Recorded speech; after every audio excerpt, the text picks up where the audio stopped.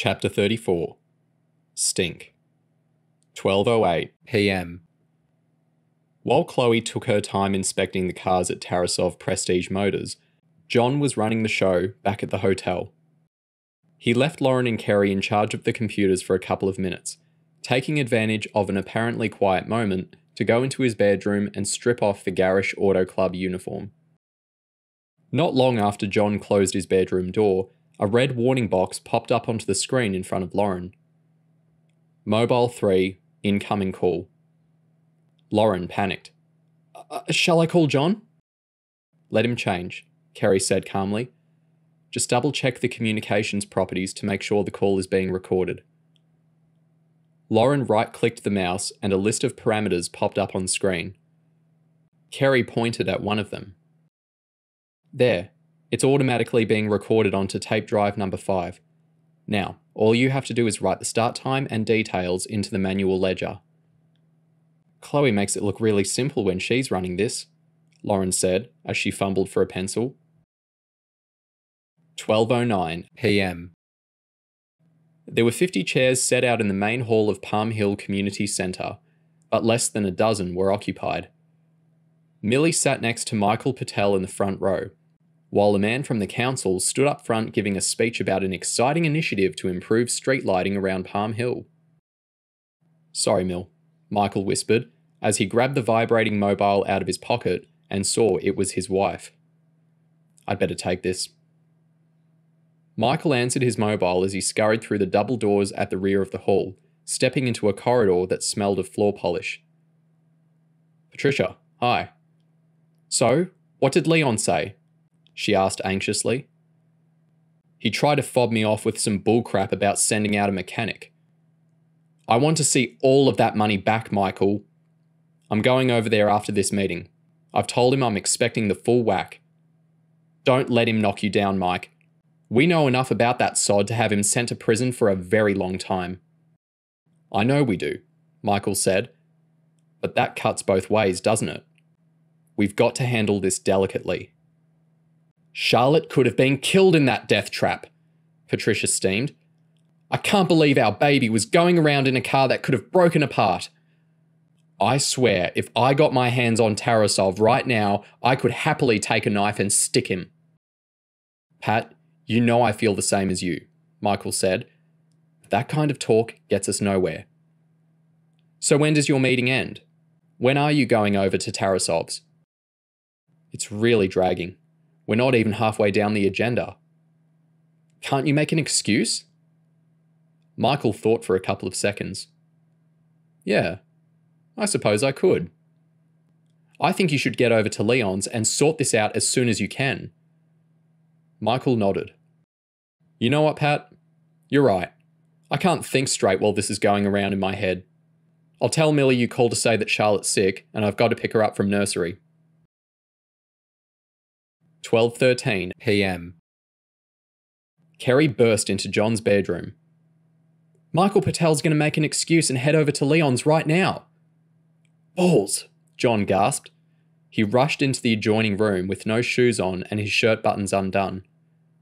Lauren, call your brother on the two-way and tell him it's action stations. Kerry, contact Dave on his mobile. I'll call Chloe and tell her to clear out of the lot sharpish, then I'll contact the cops in the vans. 12:14 p.m. James was in the gents' toilets at the community centre when Lauren called to say that Michael was on the move. He dried his hands rapidly and stepped out into the corridor as Michael jogged past without recognising him. James followed him around a corner, then held back as he pushed through a set of doors and out into the car park.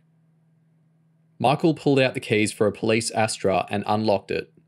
As he grabbed the handle to open the door, he felt the tips of his fingers glide through something soft.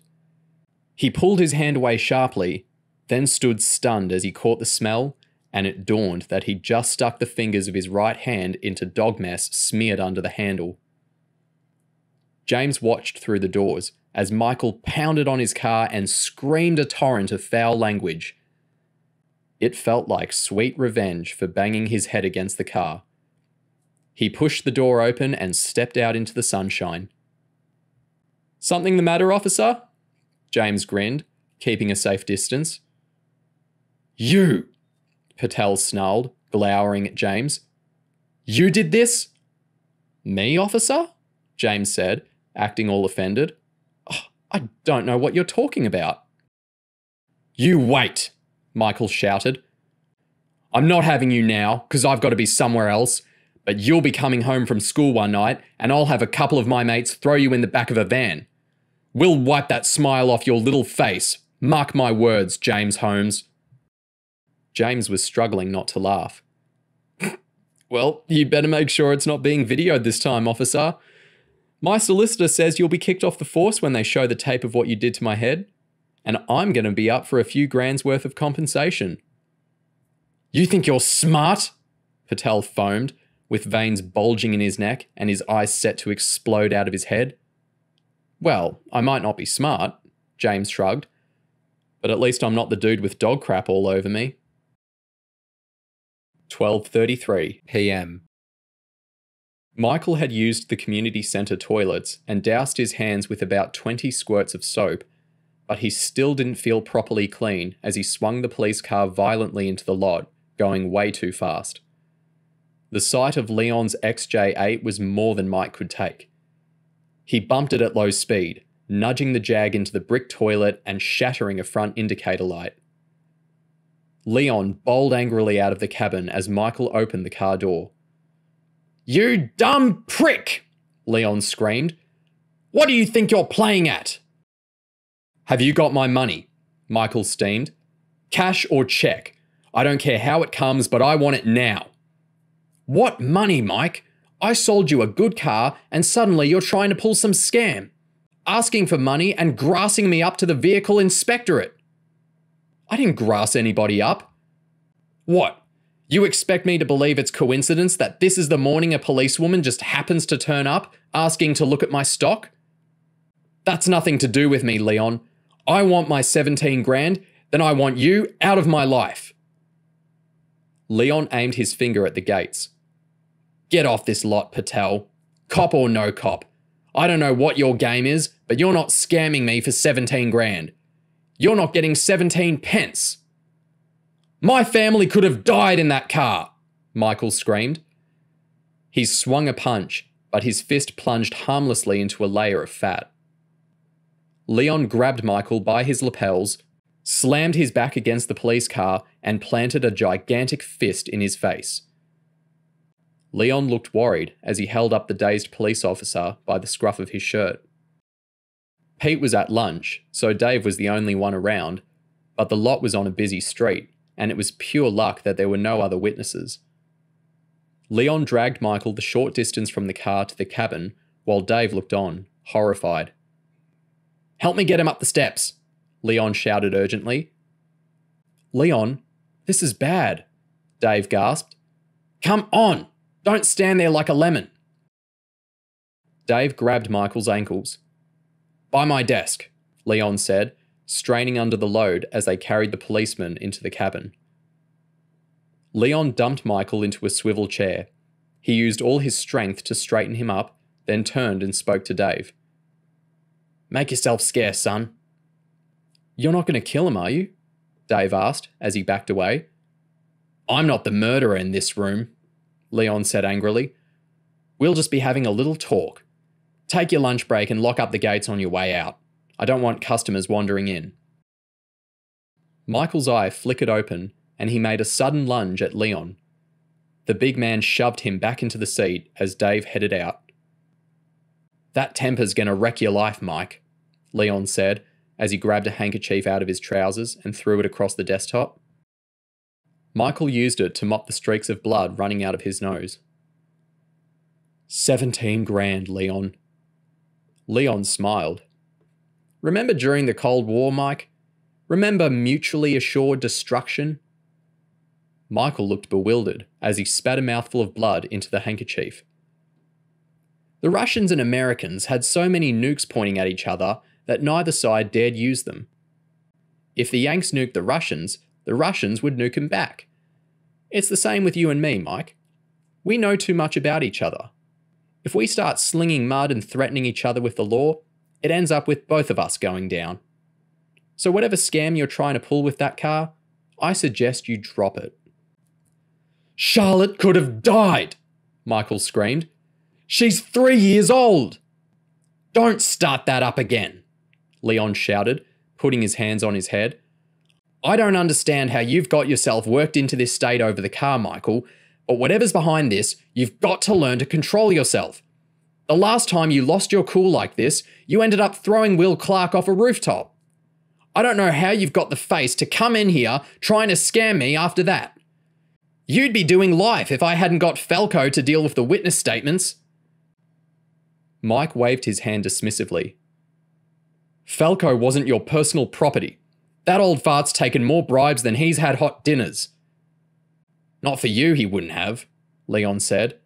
Falco hates your guts. What happened to Will Clark has got nothing to do with the car, Michael spat. You ripped me off. Leon bunched his fist in Michael's face. You say one more word about that car, and I swear I'm going to knock every tooth out of your head. That BM was pristine, and now it's out of warranty. I want you out of here, Mike. Get in your little white Nina and don't ever come back. And if you feel like sending any more of your police buddies over here, remember what I said. If you bring the law into this, you'll be on the chopping block too. Chapter 35. Falco. 12:46 p.m. Rewind it. I want to hear that bit again, John ordered. Lauren twirled the shuttle controller built into the keyboard and Leon Tarasov's voice came out of the loudspeakers. Control yourself. The last time you lost your cool like this, you ended up throwing Will Clark off a rooftop. I don't know how you've got the face to come in here trying to scam me after that. You'd be doing life if I hadn't got Falco to deal with the witness statements. Falco wasn't your personal property. That old fart's taken more bribes than he's had hot dinners. Not for you, he wouldn't have. Falco hates your guts. What happened to Will Clark has got nothing to do with the car. You ripped me off. Lauren hit the stop button. I wish he'd admitted it, instead of saying about the car. John smiled. Lauren, by the time you've been in this game as many years as me, you'll have given up expecting it to ever be that simple. Leon's accusation is still powerful evidence, and Michael did nothing to deny it. The name Falco sounds familiar, Kerry said. I'm sure I've seen it on a document somewhere. John shrugged. If you think you can remember something, go have a look in the files. I'll ring and check with Millie. John grabbed a telephone while Kerry dashed into the other room to rummage through the filing trolleys. Millie, John said when she answered, what does the name Falco mean to you? Hang on, I'm still in the community centre, Millie said, as she crept out of the meeting and into the hallway. Alan Falco worked on the serious crime squad at Palm Hill. Not the greatest cop in the world, but he was a nice old stick. He retired before Christmas. Kerry dashed up to John holding an open folder. John moved the phone away from his face. What? It's on here, Kerry said. Alan Falco must have been the second cop on the scene after Michael Patel. He took this witness statement from a girl called Jane Cunningham and a couple of people who were inside the flats. Leon said he paid Falco to deal with the witness statements, Lauren said. Maybe he had them altered, John said, or just removed certain ones that contained incriminating information. John put the telephone back to his face. Thanks, Millie. I've got to go. It looks like we're onto something here. We'll be in touch. Look, Kerry gasped, tapping on the folder. In Jane's statement, it says a group of boys had nicked Hannah Clark's sandal and were throwing it around. So what? Lauren asked. Well, where are their statements? Lauren leaned over Kerry's shoulder and pointed at the next paragraph. It says the boys all ran away when the body hit the ground. Yeah, Kerry said, but they were local kids, and they probably had a better view of what happened than anyone else. Wouldn't someone have found out who they were and asked them what they'd seen? John nodded. I think you're spot on, Kerry. We need to find out who those boys were and what they saw. 2:21 p.m. The elderly lady put the security chain on before opening her front door to the policewoman. "Mrs. Cunningham?" Millie asked, flashing her warrant card. "I'm looking for your granddaughter Jane. Is she home?" Mrs. Cunningham looked pale, and her hands were shaking out of control. "Jane's popped out to the shops," she wheezed. "I shouldn't think she'll be much longer. Would you like to come in and wait?" "Yes," Millie said. "She's not in trouble, is she?" Millie shook her head and smiled reassuringly as she stepped into the hallway. "I'd like to ask her some questions about the incident last August." "The boy on the roof?" Mrs. Cunningham asked. Millie nodded as she stepped into the living room. The old lady settled into an armchair. There was an oxygen cylinder at her side and dozens of pill bottles on the table. "You're welcome to make yourself a cup of tea, officer. I'm afraid I'm not up to much. Not in this heat." "Does your granddaughter look after you by herself?" The old lady smiled. "I don't know what I'd do without her." Jane came home a few minutes later, looking haggard and carrying 3 Sainsbury's bags. She wanted to get the food in the fridge, so Millie spoke to her in the kitchen while she unpacked the shopping. "This is the statement you made a year ago," Millie said, setting a photocopy on the dining table. "You mentioned that there was a group of boys playing football. How many do you think there were?" Jane shrugged.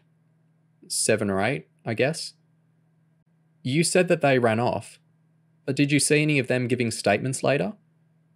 "I think they all did," Jane nodded. "One of them, a little skinny guy, got knocked flying somehow and ended up with a bloody nose. The others were all around him for a bit. Then they gave statements to a cop for sure." "Michael Patel?" Jane shook her head. "Patel stayed with my friend Hannah. Will was her cousin, and she was hysterical." "How come you're digging this all up again? It's like a year ago." Millie knew how fast rumours could spread, so she didn't tell the truth. "It's a routine audit. We like to dot the I's and cross the T's before we send our files off to be archived. I couldn't work out why no statements had been taken from the boys. Based on what you're saying, the statements were taken but then lost. You wouldn't happen to know any of the boys' names, would you?" Jane shrugged. "Sorry. I mean, they're all kids who hang around this part of the estate, but I don't actually know them." "Have you got any idea where they live?" "Oh, now you've said that," Jane nodded, breaking into a smile. "One of them was Kevin Milligan. He lived above our old flat in Block 6. He used to wind my nan up, filling balloons with water and dropping them down onto our balcony." 2:50 p.m. "Oh, Christ," Kevin Milligan's mum said as she opened her front door. "What's he gone and done now? Kevin, get out here!" "He's not done anything wrong," Millie said, as a worried-looking 10-year-old emerged from his bedroom dressed in an England rugby shirt. "Hello, Kevin," Millie smiled, stepping into the hallway. "Do you mind if I ask you a few questions about what happened last year when you saw Will Clark fall off the roof? You don't find it upsetting, do you?" "No," Kevin said, resenting the suggestion that he might be squeamish. Millie noticed another boy had his head sticking out of the bedroom. "That's Adrian, his partner in crime," Mrs. Milligan grinned as she pushed the front door shut. "He was there as well." "Excellent," Millie said. "I can ask you both. It shouldn't take long." Kevin led Millie into his bedroom. The boys had snacks and a Scale-electric set spread over the carpet. Millie sat on the edge of Kevin's duvet while Mrs. Milligan stood in the doorway. "We seem to have lost the statements you gave," Millie explained. "I wanted to know if you'd remembered seeing anything." "I never saw anything except the boy hitting the ground," Kevin explained.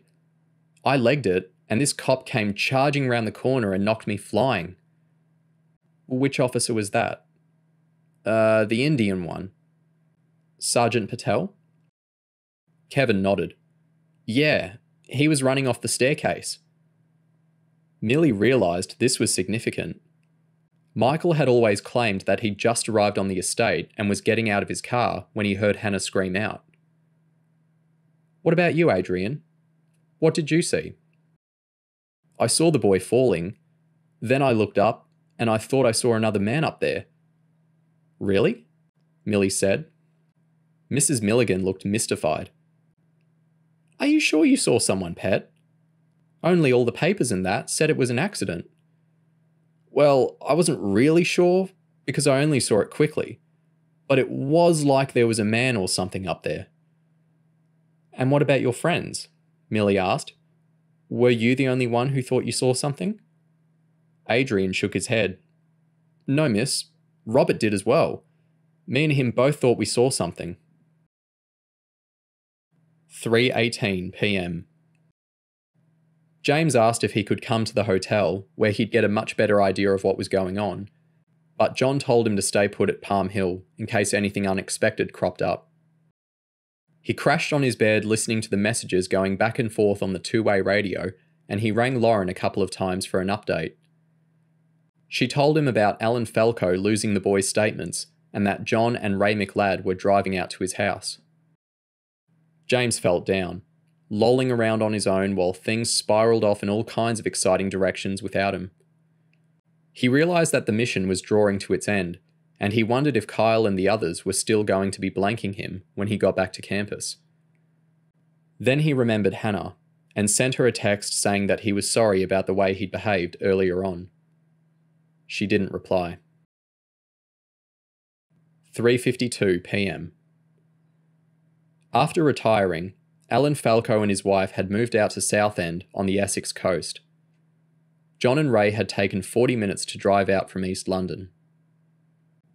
"Nice house," John said as they walked up a row of steps to the front door.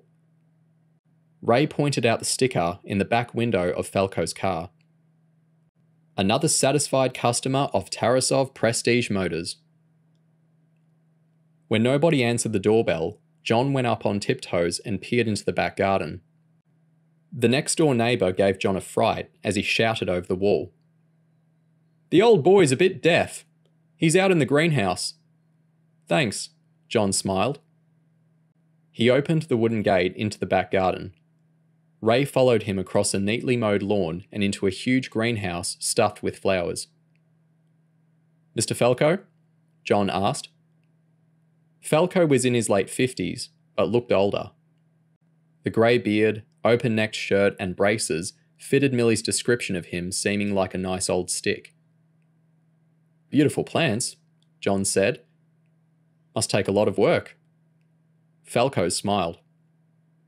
"I have a lot of time on my hands, Mr. John left Ray to flash his warrant card. "I'm Inspector McLeod, CIB. My colleague is Mr. Jones." "CIB?" Falco smiled. "Have I been a naughty boy?" "Statements relating to the death of Will Clark," McLeod said, cutting straight to the point. "Do you remember taking any?" "Or taking bribes from Leon Tarasov to lose them?" John added.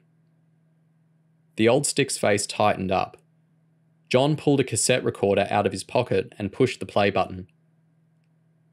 "I don't understand how you've got yourself worked into this state over the car, Michael, but whatever's behind this, you've got to learn to control yourself. The last time you lost your cool like that, you ended up throwing Will Clark off a rooftop. I don't know how you've got the face to come in here trying to scam me after that. You'd be doing life if I hadn't got Falco to deal with the witness statements." Falco didn't know where to put his face. Ray broke into the evil smile of a man who knows he's got his victim by the balls. "Mr. Falco, we've gathered some good evidence that Michael Patel killed Will Clark, probably enough to secure a conviction. But if you stand in court and admit that you took money from Leon Tarasov to cover for Michael Patel, our case will be rock solid." Falco realised he was being offered a deal that might save himself from spending the remainder of his life in prison. He phrased his words carefully in case John or Ray were covertly recording the conversation. "Hypothetically, if there was a way I could help you two gents, I'd want complete immunity from prosecution. Not just for this, but for any other stuff that came to light as a result of a CIB investigation into corruption at Palm Hill Police Station. 4:18 p.m. Millie Kentner and Greg Jackson headed into Palm Hill Police Station. They were confident that they'd gathered all the evidence they needed. 1. The two boys who claimed they'd seen a man on the roof. 2. Another boy who'd bumped into Michael Patel coming off the staircase. 3. Michael's suspicious handling of Will's obviously dead body. 4. Recorded conversations where Michael and Leon openly talked about the murder. 5. Most importantly, Alan Falco's willingness to testify that Leon had paid him to destroy the statements taken from the boys after Will's death.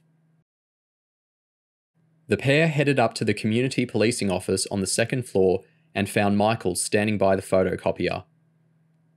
"Michael," Millie called, breaking into a friendly smile. "Would you mind stepping into my office for a moment? I've got Greg Jackson from CIB with me." "James Holmes and CIB," Michael groaned. "That's just what I need after the day I've had." "What happened to your nose?" Millie asked as she led the sergeant towards her office. Walked into a door.